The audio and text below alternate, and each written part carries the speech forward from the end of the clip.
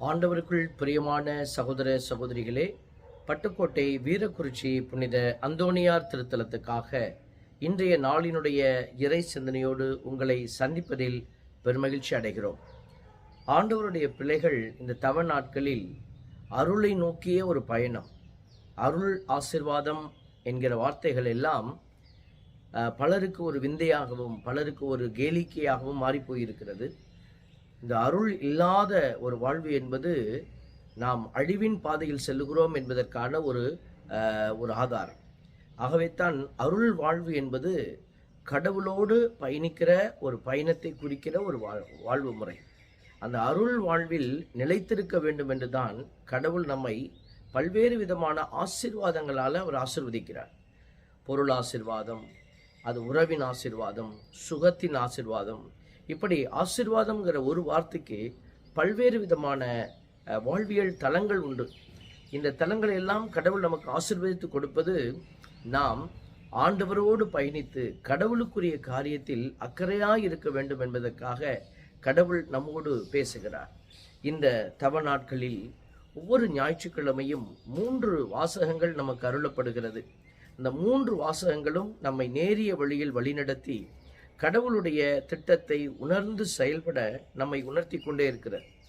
இன்று நமக்கு கொடுக்கப்பட்டிருக்கிற அந்த 3 வாசகங்களையும் நாம் அலசி பார்க்கிற போது, முதல் வாசகம் விடுதலை பயண நூலிலிருந்து திருச்சட்டம் மோசே வழியாக கொடுக்கப்பட்டதை உறுதி செய்கிறது.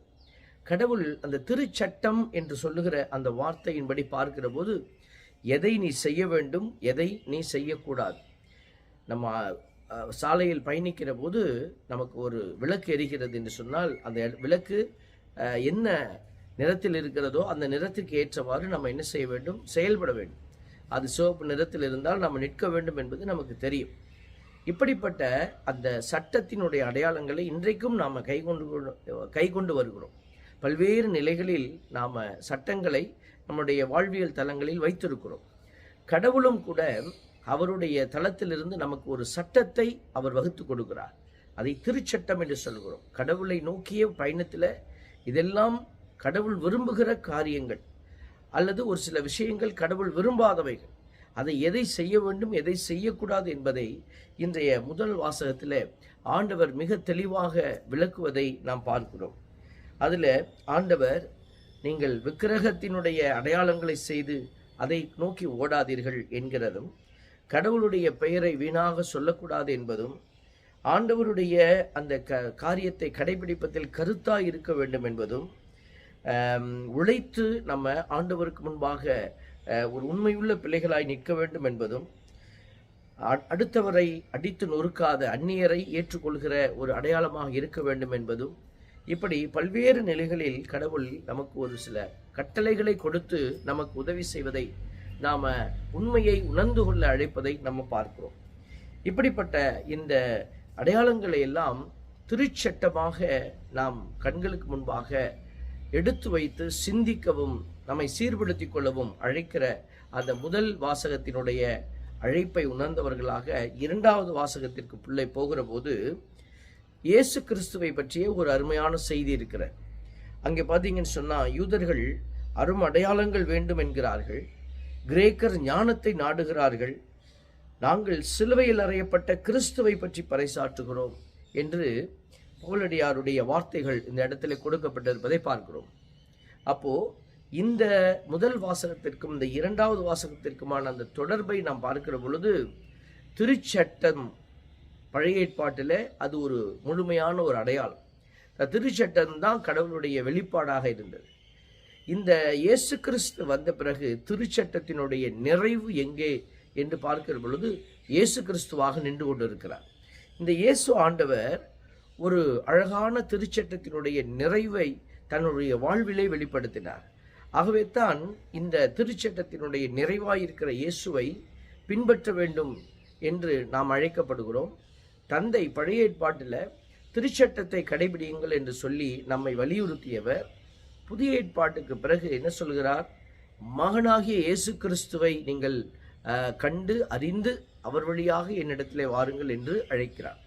அதனால தான் நம்முடைய திருப்பள்ளியில் பூசையிலெல்லாம் வரக்கூடிய ஜெபங்கள் எல்லாம் பார்த்தீங்கன்னாக்க இயேசு கிறிஸ்து வழியாக நம்ம ஜெபிக்கிறோம் என்று தான் நம்ம அந்த ஜெபத்தை நிறைவு செய்வோம். எங்கள் ஆண்டவர் மீட்பருமான இயேசு கிறிஸ்து வழியாக உம்மை மன்றாடுகிறோம் என்று தான் நம்ம நிறைவு செய்கிறோம். அப்ப இயேசு கிறிஸ்து ஒரு நிறைவின் அடையாளமாக இருக்கிறார் என்பது நமக்கு வெளிப்படுகிற ஒரு உண்மை. அப்ப இந்த 2வது வாசகத்துல ஒரு சில அடையாளத்தை நம்ம பார்க்கிறோம்.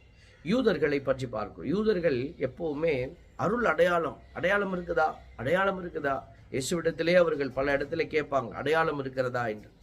அதே போல இந்த கிரேக்கர்கள் யார்? கிரேக்கர்கள் ஞானத்தை, அதாவது 2 விதமான ஞானம் உண்டு. உலக ஞானம், விண்ணிலிருந்து வரக்கூடிய ஞானம். இந்த உலக ஞானத்தை தேடுகிறவர்கள் தான் இந்த கிரேக்கர்கள். ஆகவேத்தான் நம்மளுடைய விவிலியத்திலே புரட்டி பார்க்கிற போது வழிபாட்டுக்காக யோவான் செய்தியிலே பதிவு செய்யப்பட்டிருக்கிறது. அவர்கள் என்ன செய்யறாங்க, இயேசுவிடத்தில் இந்த கிரேக்கர்கள் கேட்குறாங்க, வழிபாட்டுக்காக திருவிழாவுக்கு வந்தோருள் கிரேக்கர் சிலரும் இருந்தனர். யோவான் 12:20 வாசிக்கிறோம். இவர்கள் கலிலியாவில் உள்ள பெத்சைதா ஊரை சேர்ந்த பிலிப்பிடம் ஐயா, இயேசுவை காண விரும்புகிறோம் என்று கேட்டார்கள். பிலிப்பு அந்திரேயாவிடம் அது பற்றி சொன்னார். அந்திரேயாவும் பிலிப்பும் இயேசுவிடம் சென்று அதை தெரிவித்தனர். கிரேக்கர்கள் உங்களை பார்க்கணும்னு சொல்றாங்க அப்படின்னு சொல்லும்போது இயேசு அதற்கு எந்த ஒரு பதிலும் சொல்லாம, அவங்கள பார்க்க விரும்பல, நான் பார்க்குறேன், எதுவுமே சொல்லலை. அவர் என்ன சொல்றாரு பாருங்க. இயேசு அவர்களை பார்த்து, இந்த செய்தியை கொண்டுட்டு வரவங்களை பார்த்து என்ன சொல்றாரு, மானிட மகன் மாட்சி பெற வேண்டிய நேரம் விட்டது. கோதுமை மணி மண்ணில் விழுந்து மடியாவிட்டால் அது அப்படியே இருக்கும், அது மடிந்தால்தான் மிகுந்த விளைச்சலை அளிக்கும் என உறுதியாக உங்களுக்கு சொல்லுகிறேன் என்று சொல்றார். அப்போ இந்த இடத்துல அவர் கிரேக்கர்களை ஏற்றுக்கொள்ள மறுக்கிறார். ஏனென்றால் இந்த கிரேக்கர்கள் எப்படிப்பட்டவர்கள், இந்த ஞானத்தை தேடுகிறார்கள் என்று எழுதப்பட்டிருக்கிறது. அவங்க என்ன செய்றாங்க, யாராவது ஒருத்தர் புதுசா ஏதாவது பேசினா, யாராவது ஒரு சித்தாந்தத்தை கொண்டுட்டு வராங்கன்னா அதை இவர்கள் பெருமையாய் கேட்க முயற்சிப்பார்கள். அவரை பேசவை. அப்படித்தான் பவுலடியாரையும் நம்ம திருத்தூதர் பணியில பார்க்கிறோம். அவரையும் பேச வைத்து இயேசுவை பற்றி அவர்கள் தெரிந்து கொண்டார்கள். இப்படிப்பட்ட ஒரு மனநிலையோடு இருக்கிறவர்களை இயேசு கிறிஸ்து ஏற்றுக்கொள்ளவில்லை என்பதுதான் நம்ம புரிந்து கொள்ள வேண்டிய ஒரு விஷயம். அப்போ இந்த யூதர்கள் அருமடையாளம் எதிர்பார்க்கிறவர்களாக, கிரேக்கர்கள் ஞானத்தை எதிர்பார்க்கிறவர்களாக இருந்த பொழுது, இயேசுவை சார்ந்தவர்கள் சிலுவையினுடைய அடையாளத்தை எதிர்நோக்கியவர்களாக பயணிக்கிற அழைக்கப்படுகிறார்கள் என்றுதான் பவுலடியார் உறுதி செய்கிறார். இப்போ பாருங்க, பலருக்கு இது மடைமையாக, பிற இனத்தாருக்கு இது மடைமையாக இருந்தது, யூதருக்கு தடைக்கல்லாக இருந்தது. அவர்களுக்கு கிறிஸ்து கடவுளின் வல்லமையும் ஞானமுமாய் இருக்கிறார். ஏனெனில் மனித ஞானத்தை விட கடவுளின் மடைமை ஞானமிக்கது, மனித வலிமையை விட அவருடைய வலுவின்மை வலிமை மிக்கது என்று சொல்லி அந்த திருச்சிலுவையினுடைய அடையாளத்தை பவுலடியார் விளக்குவதை பார்க்கிறோம். அவை அன்புக்குரிய சகோதர சகோதரிகளே, முதல் வாசகம் திருச்சட்டத்தை மையப்படுத்திய ஒரு வாசகம். அந்த திருச்சட்டத்தினுடைய நிறைவு இயேசு கிறிஸ்து. இயேசு கிறிஸ்து வெறுமையாய் நின்று கொண்டு நான் தான் நிறைவு என்று அவர் தன்னை பெருமைப்படுத்திக் கொள்ளவில்லை. மாறாக தந்தையினுடைய அந்த செயல்களை செய்து அவர் என்ன செய்கிறாரு, தன்னை பெருமைப்படுத்திக் கொள்கிறாரு. கடவுளுக்கு முன்னாடி அவர் பர்ஃபெக்ட் லா, அவர் தான் திருச்சட்டத்தினுடைய நிறைவு என்பதை வெளிப்படுத்தினார். ஆக இந்த இரண்டையும் நாம் ஒப்பீடு செய்து பார்க்கிற பொழுது, நாமும் கூட திருச்சட்டத்திற்காக வாழ முயற்சிக்கிற போது, செயல்பாடு நம்மிடத்தில் இருக்கிற பொழுது, நாமும் இயேசுவை போல அந்த நிறைவை அடையாளமாக, அந்த நிறைவினுடைய அடையாளமாக இருப்போம். இந்த நற்செய்தி வாசகத்துல இதைத்தான் ஆண்டவர் நமக்கு ஒரு வெளிப்பாடாக வைக்கிறார். எப்படி நீ செயல்பாட்டினுடைய அடையாளமாக மாற முடியும்?